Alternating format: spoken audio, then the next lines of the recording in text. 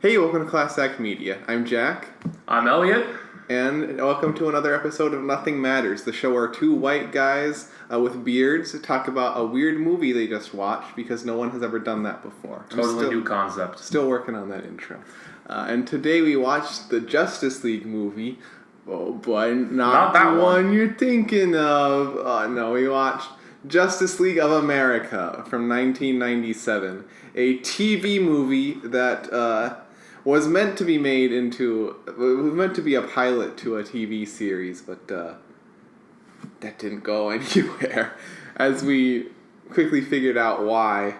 You have anything to say about the Justice League? This just occurred. Can you name a single actor that was involved in that? I don't think I'd heard of a single one. David Ogden Stiers. Oh, yeah, that's right. As the Martian Manhunter. Yeah. Okay. Well, that's about it. Yeah, other than that, there's... So, it's a Justice League movie. So we have all our favorites. Batman couldn't make it. Superman, not around. Wonder Woman, no. But you got the Flash, Green Lantern.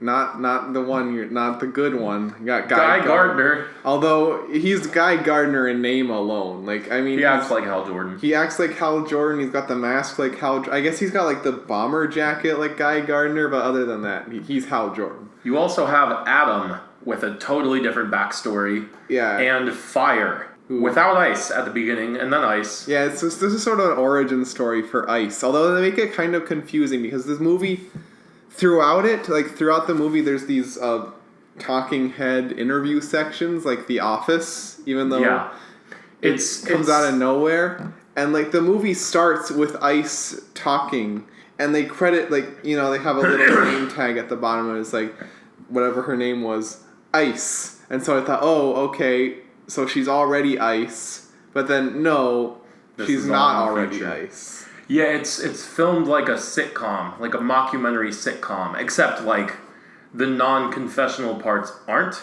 Yeah. So it's just like an episode of a bad superhero show with random The Office-esque confessional cams in the middle of it, where these heroes don't have their costumes on. Even though in the show they have secret identities. Yeah, they all do. They are supposedly doing this for a news... I think the implication is it's for some sort of news site. Because whenever they do it, there's a big 5 in the corner of the screen like you'd have for Channel 5 News. So...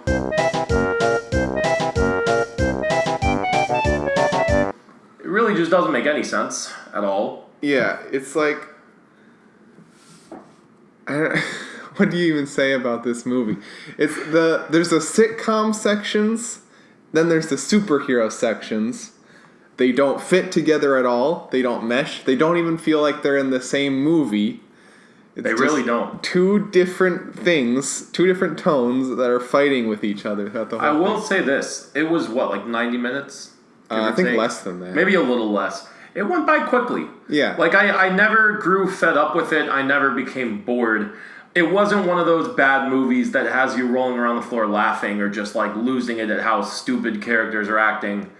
But it also wasn't one of those bad movies where you're just about to fall asleep because nothing interesting is happening whatsoever. I think I said during the movie I'd consider this kind of a litmus test. If it's more boring than this, then it's boring bad. It's the type of bad movie that you don't want to touch with a 90-foot pole. But if it's funnier than this, it's worth watching. It's one of those bad movies that's going to crack you up, and you're going to have a great time watching it. So this is kind of stuck in the middle. Yeah. It's like purgatory. Bad movie purgatory. And now, since I get to be the guy who talks about comic books, I haven't had a chance to talk about that. I'm going to talk about the differences between Justice League of America and the comics. There's a lot. So... it seems like they're going for sort of the Justice League International sort of thing, like a more comedic tone made up of lesser-known superheroes, although Batman was still a part of the Justice League International. But Guy Gardner, Fire, Ice, Martian Manhunter, I think the Atom... No, Atom wasn't part of the Justice... I don't know. But Barry Allen, not like Barry Allen is in the comics. He's basically like Wally West. He's basically Wally West. He's unemployed. He's the the slacker of the group. He's like Joey from Friends. Basically Joey from Friends, even though in the This is a 90s sitcom, but as a superhero and like movie. these days everybody knows Barry Allen's secret identity. Like most people know me as an ordinary forensic scientist or whatever the intro for the Flash TV show on the CW is. But the point is, everyone knows he's a forensic scientist. Like Guy Gardner, he's not Guy Gardner. No bowl cut, no angry attitude. The bowl cut would have fit in so well. I would have too, loved for to this see movie. the bowl cut. It would have made sense. Fire, Right. Fire and Ice. I'll be honest, I don't know enough about their characters in the comics, but I know for a fact that they're different in this movie. The Atom, I feel like Atom is a lot cooler in the comics. He's probably the most different. He's a dweeb. From what I know. He's a total dweeb in this movie. And he got his powers differently too, right? Yeah, like in the comics, he did that himself. Like he wanted to become the Atom. In this movie, he's like, oh no, it's found a cool accident. rock. He found a cool rock, and it made him small. It was shiny, so he And picked it up. He never, like, in the comics, he can go to atomic size, hence the name. Like, that's how you can tell the difference between the Marvel and DC shrinking guys. Marvel, he's called Ant-Man, he shrinks to the size of an ant. DC, he's called the Atom, shrinks to the size of an atom. In this, he barely shrinks smaller than, like, this tall. Like, he just becomes a very small man. He doesn't really do anything either. Like, I think the two things I remember him doing to help out the heroes using his powers were saving, well, one was during a storm. He went under a porch or under someone's deck to like get their cat out from under it so it would go inside. And then another time, the apartment they all live in, which we'll have to get to, the TV was broken, so he shrunk down to try to fix the TV. And it didn't even work. That was it, and that didn't work. So No, he also useless. Remember, he went under that detection laser. Like, you know. Oh yeah. He got small, and they had like, you know, the classic movie like red spy lasers. So he has to get around it. So it's like a 10-second shot, and the limbo theme. Yeah, he does playing. a little limbo underneath. Even though Terrible. I only saw that one laser. Like, I didn't see like a whole cluster of lasers like you see in the movie. There was just the one. He could have stepped over it at There were normal many size. options.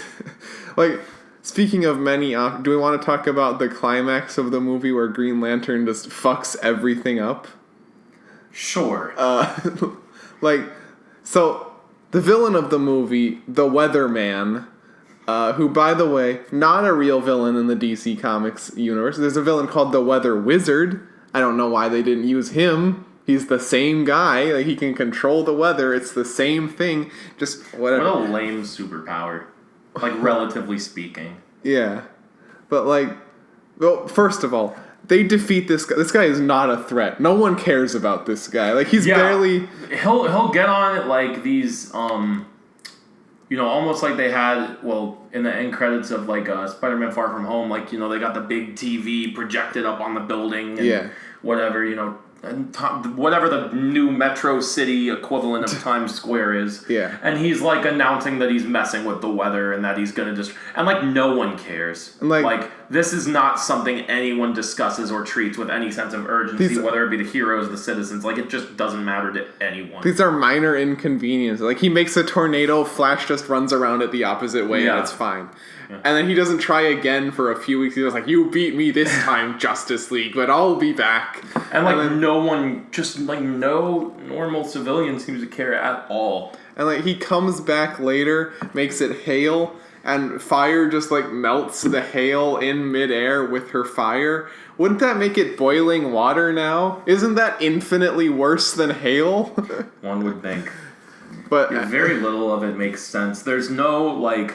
Obviously, for a superhero movie to work, you need, like... You need a threat. You need stakes. Yeah. You need something to be at risk. None of that here. There are no stakes. Nothing's at risk. And worst case scenario, like... I don't even know. Worst case scenario, someone can't have a picnic because it rains too much. Like, all of these threats aren't threats. They can very easily stop them. There's never a moment of peril or where you even have the tiniest inkling of, oh, wow, this is a real problem. How will they solve this one? Like, just nothing. It's a nothing movie. And the weatherman's final idea is to send a tidal wave over the city, New Metro City, I believe. That's what it was called, right? Yeah. And so, like, Green Lantern goes to... he finds him, Green like, Lantern's an idiot. operating at the top of this tower. And, like, he's like... First of all, he can't fly. I get, like, he uses his ring to make a little propeller to fly He him up. uses his ring. That's the key thing here. He uses his ring. He flies up there with a little propeller. The weatherman, he's like, "It's over, weatherman." And the weatherman's like, "Jesus, Green Lantern, you're gonna need this briefcase to stop my thing." And the Green Lantern's like, "What are you gonna do?" He throws it off the tower. There's a million things Green Lantern can now do You can to get see this. where it landed. Yeah, he can Like, see. just off top. Number 1, form a giant hand and pick it up. Yeah. Number 2, form another propeller. Go get it. Number 3, make a big green wall. Stop the wave. You have options here. But the option Green Lantern chooses is, oh no, he calls the Justice League. He threw it over. I can't do anything. I think he now. literally, I forget what his words were, but it essentially boiled down to, we lost, he won. Like, Yeah. I can't stop the wave. And we don't see Green Lantern again for the rest of the climax. No. He just gave yeah, up. that was all he had. He's like, oh, it's gone. The magical briefcase is gone. We're all gonna die. Yeah, game over. And so the way they stop the giant tidal wave that the weatherman sent, ice freezes it. Which seems like a very bad Literally as it's looming over the city. Yeah, it's just gonna melt. And in a scene the next day, they talk about, Adam's a math teacher. Yeah. He talks about how his whole school, they took all the kids on a field trip to watch the tidal wave melt, like, back into the ocean. That's not how that But, works. if you have the simplest understanding of matter, and, like when it melts, there's gonna be the same amount, I mean, some of it will have evaporated, but, like, there's still going to be a lot of water over the city. What do you think's going to happen to it? Like, it's not just... You haven't solved the problem. You've just delayed it. Just because the water isn't coming at you fast anymore, that it's not a problem? You still have a major geological crisis on your hands. Still going to flood. You've solved nothing. The Justice League is very ineffectual in this. They don't do anything. Thinking of, like, Martian Manhunter, the most powerful member of the Justice League next to, like, Superman.